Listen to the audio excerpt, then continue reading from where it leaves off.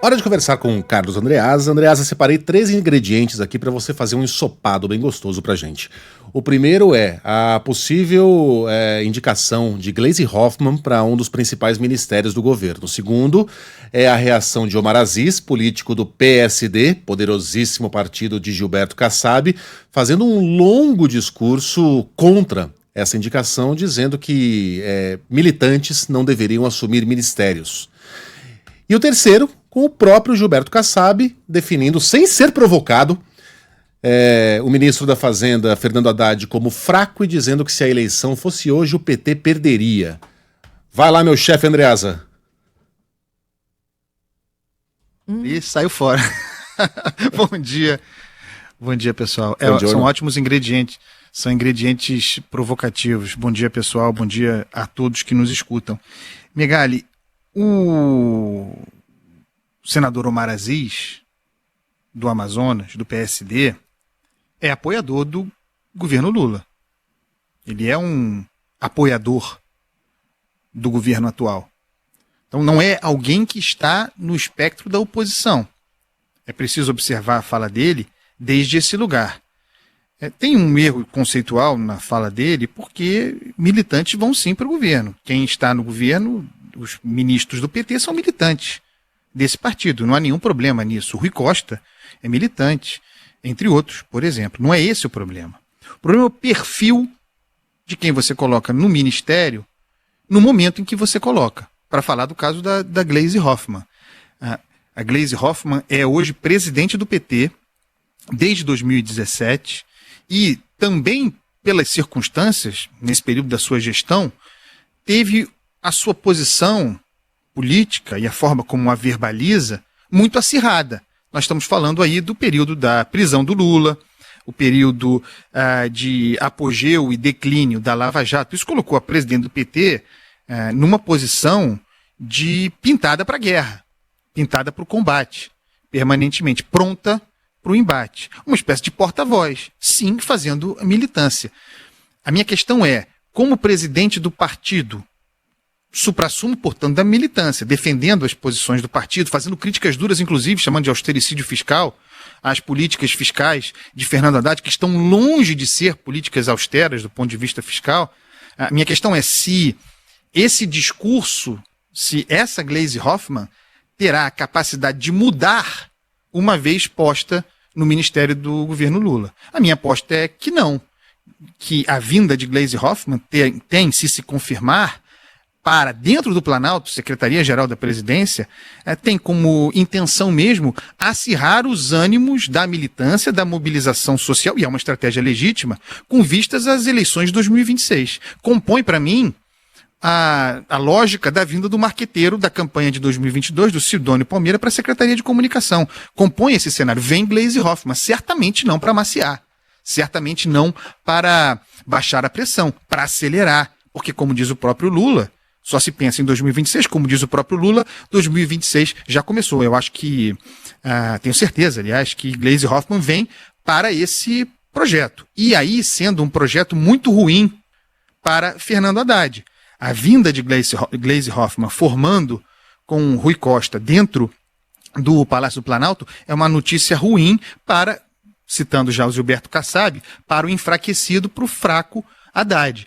Para um projeto improvável, eu diria impossível, de cavalo de pau, que na segunda metade do governo, com a eleição no horizonte, faria Lula lançar mão de políticas contracionistas, se essa fosse a intenção, e não é, seria uma tragédia para Fernando Haddad, é uma tragédia para o pouco que Haddad tenta fazer do ponto de vista fiscal. É, para mim, esse conjunto, um sinal de que se vai ao contrário, Luiz Megali, acelerar o ritmo das coisas, dobrar a aposta na expansão fiscal, investir nas políticas de indução artificial do crescimento, tudo que está encaminhado aí.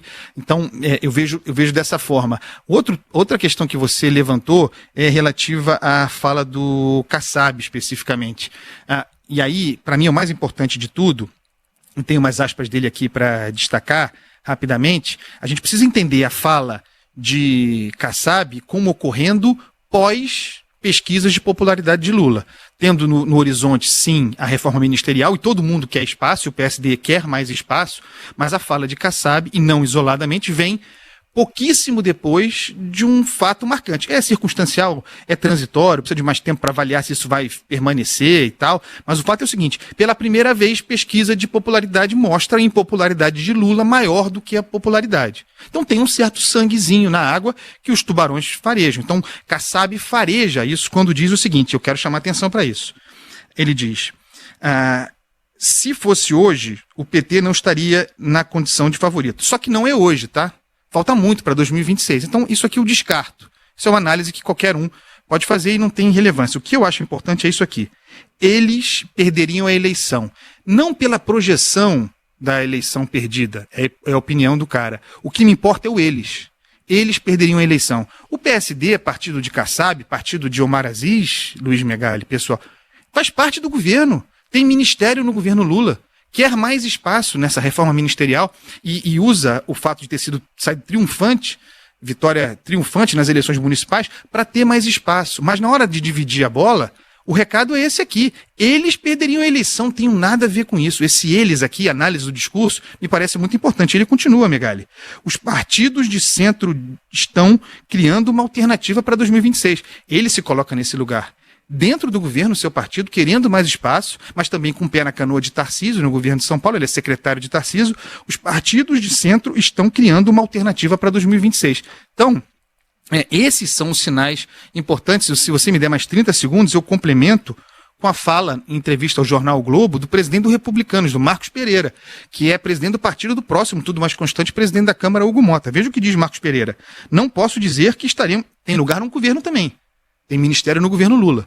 Não posso dizer, isso dialoga perfeitamente com o que Kassab falou, não posso dizer que estaremos com Lula. A tendência do partido é caminhar com alguém de centro-direita nas eleições presidenciais.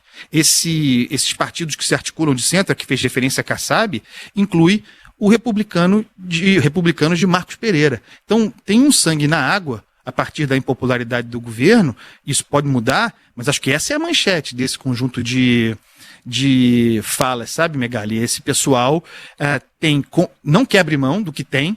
Depois que você dá ministério, o cara não abre mão, é dificílimo tirar. Você perde, ganha muito pouco dando, eles estão dizendo, eles não fazem base de apoio, não dá para contar com eles, na hora da votação tem de distribuir emendas, mas eles estão lá, não abrem mão, querem mais e estão dizendo que na hora da decisão, muito provavelmente não estarão com Lula em 2026. Os sinais estão todos dados, a escolha do governo é colocar a Gleisi no Planalto. Cada um com as suas escolhas. Muito bem apontado, Andreas. Nada acontece à toa em Brasília. Se cai uma árvore no parque da cidade, isso é do interesse de alguém. Kassab não costuma dizer coisas que não quer dizer. Ele não foi provocado. Ele estava num palco, não estava respondendo perguntas e saiu falando de Haddad, adjetivando o ministro da Fazenda e vaticinando que eles, muito bem apontado, a escolha do eles e não do nós havia me escapado. Né? Eles perderiam a eleição. A Kassab não dá ponto sem nome, a gente. Tudo acontece por uma razão. Andreas, aqui temos da Vitrola hoje? Em sua homenagem, você pediu a AGP, né? Então a gente escolheu o clássico de AGP, Deixa Eu Te Amar. A música é dele com parceiros. Sobe o som que é bom demais. Isso é bonito, tem cada metáfora, né? Libidinosa ali. Até mais, Andreas. Samba safado. Tchau.